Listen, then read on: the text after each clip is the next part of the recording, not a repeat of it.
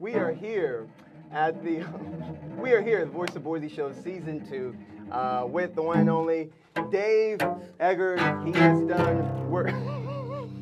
He's going to be scoring this whole interview. He has done work with names like Coldplay, Taylor Swift, Beyonce, U2. Any names I'm missing on there? I mean, Frank Ocean.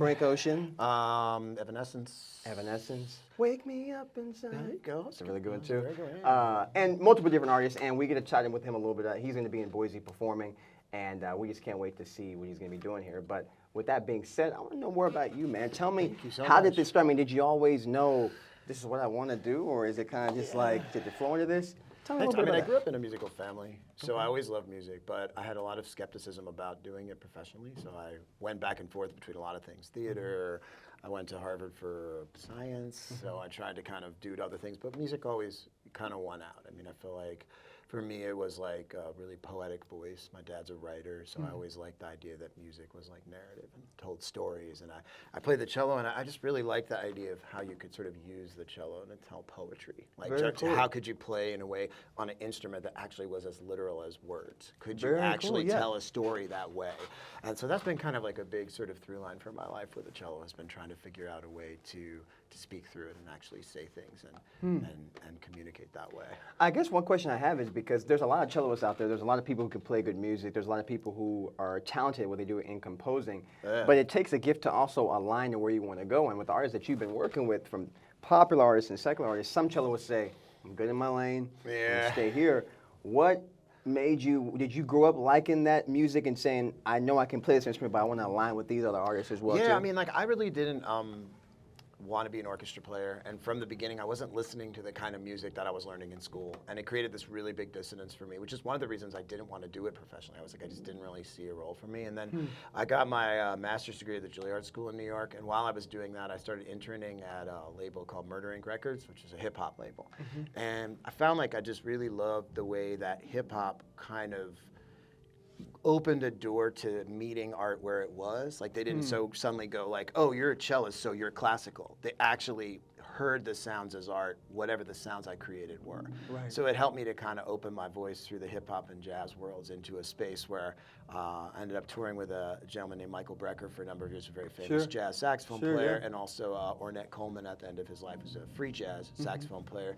And all of those individuals helped me to understand how important it is to have your own voice on your instrument, and that for an instrument that hadn't really come into its own that way, the way that other instruments like saxophone and guitar had, that it was okay to have the courage to do that on an instrument like cello. Because I think when we're classical, they don't really give us a training to give us a confidence to believe that our voice matters. It's kind of like you have to conform to this way of playing or you're not good. Absolutely. That's what it took me a while in the jazz and hip hop scenes to have mentors that were like, no, just play your way, and that's interesting. I'm like, no, it isn't. And then after a while, and I played on some hit songs, I was like, I guess it is good enough. Because everybody out there says good enough, so I guess I guess I am not bad. So, because for me, like when you say jazz musical influences, for me it was the Beatles, right? You know, when growing up as a kid, when I had the Beatles and I heard all those songs, I go, wow, this changes my whole aspect on music. Now I start listening to Billy Joel, Fleetwood Mac, Chicago, and I feel more. like I should be quoting all these things. Like, yeah, go ahead, please. No, when I grew up as a kid, I loved the Beatles, and the reason why, no, I'm kidding. But right, exactly. But for you, like, I mean, was it more jazz, or was it more like popular secular artists saying, man, like, what were those main influences? Yeah, that's a really good question. Growing up. Yeah, I mean, like, weirdly, growing up, I was really into grunge music. Okay. I really like Nirvana, Pearl Jam, stuff like that. And I also love jazz. I thought, especially like John Coltrane and Art Blakey and Paul Desmond. People like that. Yeah, absolutely. And see, I know this stuff. Hey, you know a lot. Like Seacrest. Yeah, man. And then the interesting thing was I started touring like in my very early 20s, and actually the people I toured with became my mentors in a lot of ways. That's what's so I started doing Evanescence when I was really young, working with Amy Lee, and Amy became one of my big mentors. She taught me a lot. And a lot of my jazz people that I went on tour with ended, like Antonio Sanchez, people like that, ended up being teachers who I toured with. You know, so you'd be like on the road and they'd be kind of like inspiring you, kind of like more like a sports team to kind of, because when I started out, I really had no business being on the gigs I was on in a lot of ways. Like, I remember being in Japan with like, in this band with like Robin Eubanks and Alex Ipiagan and Antonio Sanchez and Gil Goldstein and John Patitucci, and I was like, this is messed up. Like who? What computer error ended How did up? I get here? You know, and I would sit there and be like, you know, I was like, I can do this. But it Like, got don't faster, mess you know, up. and it's like, and I'd practice like for 6 hours a day, and then terrifyingly take my solos. And it's like horrifying to solo after Michael Brecker. You know, be like, he'd be, look at you, and you'd be like, really? Okay, I have to go after that. I don't know. No, You know, no, I love it, and I mean, Yeah. honestly, I mean, I know just the last couple questions, but like, Yes, sir. where do you feel? I guess 2 questions in one. Yeah.